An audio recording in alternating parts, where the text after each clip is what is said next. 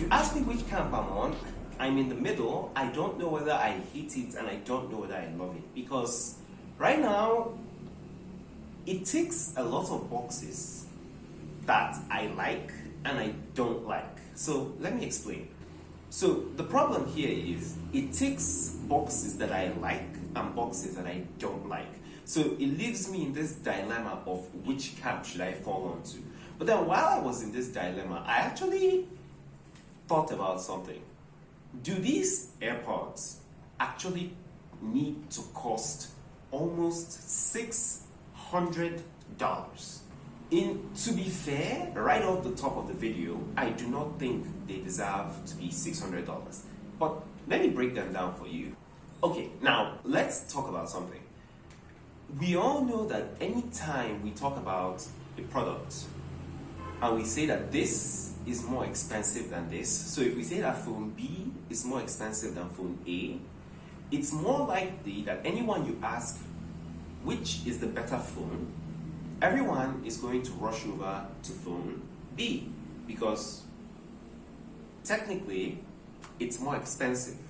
So in this case, if anyone hears you doing a comparison of the newest Sony headphones, the WH-XM blah blah blah blah blah, and you're comparing it to these AirPods, first of all, those Sony headphones can cost from $350 lower, while these cost almost $600. So the first and natural instinct is to say the AirPods are much better. But are they really? One thing about headphones is when you enter the very high price range, you're no longer looking for sound. You're now looking for style as well as sound. Beats by Dre, they focus more on style while giving you a lot of thumping bass in their headphones.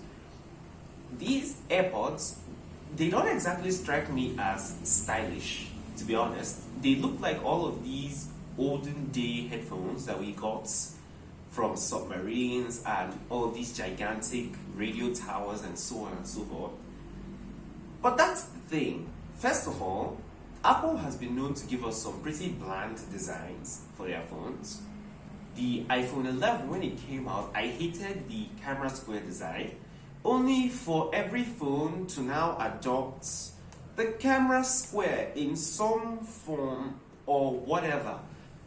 And most of the time, I wonder, is there really a need for this? Because, first of all, this is just vertical, and you could just remove this part right here, and you have yourself a normal phone, a normal camera. So what's the point of the camera square? It makes no sense. But everybody is copying Apple because they believe that Apple is a premium brand. So don't be surprised if a little while later you start seeing some headphones that actually look like this. There isn't really much of a problem, but I'm straying from the video. Now, do they cost $600?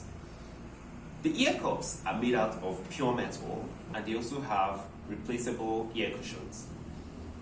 That's actually a premium feel, so it makes you feel like you have just spent $600 on something. But then, here's the thing. How often do you think you're going to be replacing the ear cushions of your headphones? I don't know about you, but I don't think that would be very often. Maybe twice.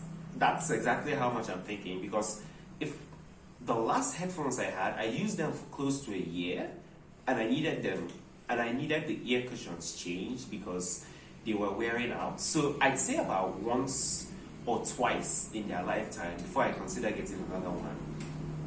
But still, having the option of being able to change it out, that's something you don't get in other headphones, which gives Apple a reason to actually hike up the price. It has 8 microphones inside it for noise cancellation and transparency mode and all of that. That's all good and fine. I think the maximum I've heard is about 5 microphones, which was in the Sony headphones. That's all good and fine. It has noise cancellation, it has transparency mode, it has these very, very good height adjustable headbands that are very, very good. But then the issue now that I have, one of the issues that I have with it, is the case. The case is not exactly what I call an innovative idea. Sure, if someone sees you walking down the street with this and they know that these are headphones, they may laugh because it's unusual, it's unorthodox, but it's still unique to just you. And that gives you a sense of premiumness. It gives you a feel of exaltation, which is exactly what Apple always aims for in most of their products. Well, it's not like they aim for it, it's what people have given them. And that leads me to the second part of this video, which is why these things actually cost $600. Apple is known as a company that gives out premium stuff. So, because of that, anything that Apple does, they have to uphold that sense of premiumness that they have for themselves. For most people, when you hold an iPhone, you're considered a god. I'm just being honest here.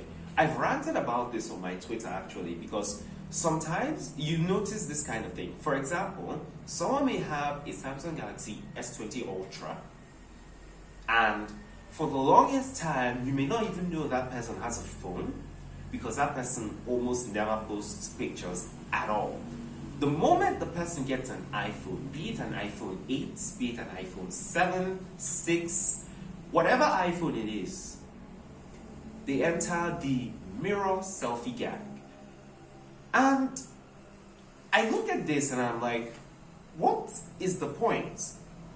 There's really no sense in that, because first of all, iPhones are not god tier phones. There are many Android phones that on paper are much better than iPhones. I'm being honest here.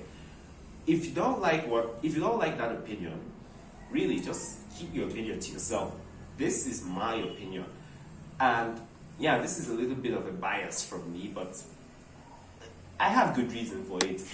Now, because of this premium feel, Apple now has a good excuse to overprice their products and get you to still buy them.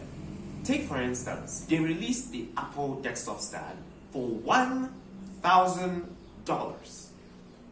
Was it worth $1,000? I don't exactly think so.